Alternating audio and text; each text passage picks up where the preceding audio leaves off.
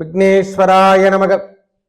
உங்கள் அபிமான அனந்தலை வாழ் ஜோதிடர் வேலாயுதத்தின் நன்றி கலந்த வணக்கத்தை தெரிவிச்சுக்கிறேன். இந்த பதிவு எதுக்காகனா, பங்குனி உத்திரம், இந்த பங்குனி மாதம் வருகின்ற பௌர்ணமி திதியில வருகின்ற உத்தர நட்சத்திரந்தன்று ஏற்படுகின்ற நாட்களில் புனித நாட்கள் என்று சொல்லியிருக்காங்க. இந்த புனித நாள் எதுக்காக பயன்படுத்துறாங்கன்னா, இந்த பங்குனி மாதம் வருகின்ற பங்குனி உத்திரம் இறைவனுக்கு திருக்கல்யாணம் என்று சொல்லக்கூடிய காலத்தை குறிக்கின்ற நாட்களாக அமையும். இறைவனுக்கு திருக்கல்யாணம் நடந்திய நாட்கள் இந்த பங்குனி உத்திரம். முருகப்பெருமானுக்கு திருக்கல்யாணம், சிவபெருமானுக்கு திருக்கல்யாணம், நாராயணனுக்கு திருக்கல்யாணம். முக்கியமாக இந்த எப்படி சொல்றதுன்னா, நம்முடைய ஜீவன கர்மாவை கழிக்கின்ற நாட்களில் இந்த பங்குனி உத்திரம் செயல்படும். இந்த ஜீவன கர்மாவை கழிக்கின்ற நாள், அதுக்கு ஜீவன கர்மா யாரானா நம்ம சுவாமியே சரணமையப்பா அவரை இன்று ஒரு நாள் வழிபடுவதும் இந்த ஆண்டு முழுவதும் வழிபடுறதுக்கான காரண நாட்களாக மாறும். ஐயா, இன்னைக்கு ஒரு நாள் பயன்படுத்தினா, இன்னைக்கு இறை வழிபாடை எடுத்துக்கொண்டால் நம்மளால எல்லா நாட்களும் போய் இறைவனை வழிபாடை நம்ம எடுத்துக்க முடியாது. எல்லா நாட்களும் இறை வழிபாடை நாம மேற்கொள்ளக்கூடிய நாட்களும் இருக்காது. ஏன்னா நம்ம இருக்கக்கூடிய சூழ்நிலை அவ்வாறு இருக்குது. இந்த சூழ்நிலையும் நாம் மாற்றித்தரம்னா இந்த பங்குனி உத்தர நாளை பயன்படுத்தி கொண்டு ஆங்காங்கே அருகாமையில நடக்கக்கூடிய திருக்கல்யாணத்தை கண்டு கழித்து, நம்மளால முடிஞ்ச அந்த இறைவனுக்கு திருக்கல்யாணத்தை முடிஞ்ச சேவையை செய்து, நம்மளால முடிஞ்ச பூ வாங்கி கொடுக்கறது, நம்மளால முடிஞ்ச பால் அபிஷேகம், அன்னைக்கு அபிஷேகத்தை ஏற்றுக்கொள்வது, அன்றைய தினம் நாம் செய்கின்ற வேலைக்கான அமைப்பை ஏற்படுத்திக் கொண்டாலே போதுமானது. அன்னைக்கு அன்னதானம் கொடுக்கறது, இல்லாதவருக்கு உதவி செய்வது, இத மாதிரி விஷயங்களை அன்று ஒரு நாள் நம்ம ஆலயத்துக்கோ என்னென்ன செய்ய முடியுமோ நம்மளால என்ன உதவி, சின்ன துரும்பாக கூட இருக்கட்டும், அன்னைக்கு ஆலயத்தை சுத்தம் பண்றது முதல் கொண்டு எல்லா விதமான வேலையும் நாம் எடுத்து செஞ்சாலே போதுமானது.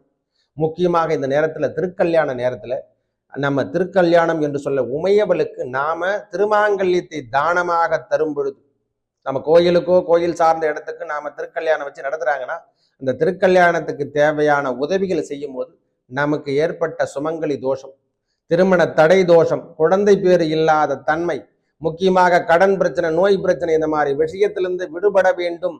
நம்ம வாழ்க்கையில பெரிய பெரிய இடத்துக்கு, பெரிய பெரிய இடத்துக்கு நம்ம பெரிய முன்னேற்ற பாதைக்கு செல்ல வேண்டும் என்றால் இந்த பங்குனி உத்தர நாட்களை பயன்படுத்தி கொள்ளலாம்.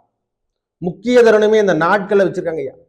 இந்த மாதம் திருக்கல்யாணம்லாம் நடக்காது, நம்மளுக்கு திருமண வரவேற்பு இதெல்லாம் எதுவும் கிடையாது. ஆனா இறைவனுக்கு மாதம் மட்டும் சொல்லக்கூடிய அமைப்பை பெற்றது. இறைவனுக்கு திருமண நாள் என்று சொன்னால் அது பங்குனி உத்திரம் தான். நம்ம வாழ்க்கையில் பெரிய ஜாக்பாட் அடிக்க வேண்டிய காலம் என்று கொடுத்து, நிறைய பேர் லாட்டரி சீட்டு யோகம், பெரிய யோகத்தை பெற வேண்டும் என்று எல்லாருமே எண்ணிட்டாங்கல்ல. ஐயா, எனக்கு லாட்டரி விழுந்துருமா, இது விழுந்துருமா, நான் பெரிய கோடீஸ்வரன் ஆயிடும். இந்த நாட்களை பயன்படுத்தும். நம்ம 27 தலைமுறை செய்த பாவங்களை நீக்கக்கூடிய நாட்களாக வச்சிருக்கோம். ஐயா, நல்லது நடக்கவில்லை என்றாலும் பரவாயில்ல, கெடுதல் வராமல் இருக்கும். ராகுவால் ஏற்படுகின்ற தோஷம், கேதுவால் ஏற்படுகின்ற தோஷம், செவ்வாயால் ஏற்படுகின்ற தோஷம், நவ கிரகங்களால், சனி பகவான் முதல் கொண்டே சொல்றேன். ஐயா, என் ஜாதகத்துல 2 கேதுக்குது, எந்துல ராகுக்குது, செவ்வாய் 2 இருக்குது, ஜென்மத்துல செவ்வாய் பகவான் இருக்காரு, வீரியத்துல இருக்காரு அப்படின்னு சொல்றவங்களுக்கு எல்லாம் இந்த செவ்வாய் தோஷம், புதன் தோஷம், செவ்வாய் என்ன சொல்லனா சனி தோஷம், ராகு கேது தோஷங்கள் அனைத்தையும் நீக்கக்கூடிய ஒரே நாள் அப்படின்னு சொன்னா இந்த பங்குனி உத்தர நாட்களை பயன்படுத்தி கொள்ளுங்க. ஆங்காங்கே நமக்கு ஊருக்கு அருகாமையில் உடைய ஆலயத்துக்கு சென்று, அங்க நடைபெறவில்லை என்றால், திருமணமே நடக்கலைன்னா இறைவனுக்கு திருக்கல்யாணத்தை நடத்தினீங்கன்னா நம் வாழ்வில் சுப நிகழ்ச்சிகள் மட்டுமே நடக்கும். இது உறுதியாக நினைத்துறேன். இந்த நாட்களை பயன்படுத்தி கொண்டாலே போதுமான, நம்மளால முடிஞ்ச ஒரு இறை வழிபாடு. சிவாய நம நம சிவாயம். 63 நாயன்மார்களை போற்ற வேண்டிய நாட்கள். இறைவனுக்கு சேவையும் உழவாரப்பணியும் செய்து வந்த அந்த 4 பொற்பாதமும் 63 நாயன்மார்களே போற்றி நாம இன்று வழிபடுகின்ற நாட்களை நீங்கள் பயன்படுத்திக் கொள்ளுங்கள். இந்த பங்குனி உத்திரம் மிகவும் சிறப்பு. 33 தேவர்களும் இறைவனுக்கு திருக்கல்யாணத்தை காக்கத்துக்கு இமயமலைக்கு சென்றாங்க. அப்ப தாழ்ந்து போச்சு, அந்த இடம் உயர்ந்து தாழ்ந்து இந்த பக்கம் உயர்ந்து தென்பகம் வந்து உயர்ந்து போச்சு. அகத்திய பெருமான் வந்த நாளும் அதுவே. அகத்திய பெருமான் அங்கிருந்து இமயமலையிலிருந்து கடந்து வந்த பாதையும் அந்த நாட்கள் தான். அப்போ சமம் செய்கின்ற நாட்களாக மாறி, அப்ப நம்ம வாழ்க்கையில ஏற்பட்ட பள்ளம் தருகின்ற நாட்களையும் சமமாக மாற்றும். அப்ப இறை வழிபாடை எடுத்துக்கொண்டா உலகம் மட்டும் சமமாவாது, நாமும் சமமாக மாறுவோம்.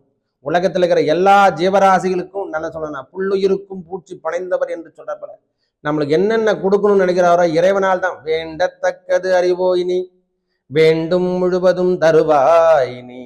அதை போல நாம் இறைவர்கிட்ட நாம் என்ன வேணும்னா கேட்கக்கூடாது, அவர் கொடுக்க தெரியும். இவருக்கு என்ன கொடுக்கணும்னு சொல்லிட்டு இறைவனுக்கு தெரியுமா.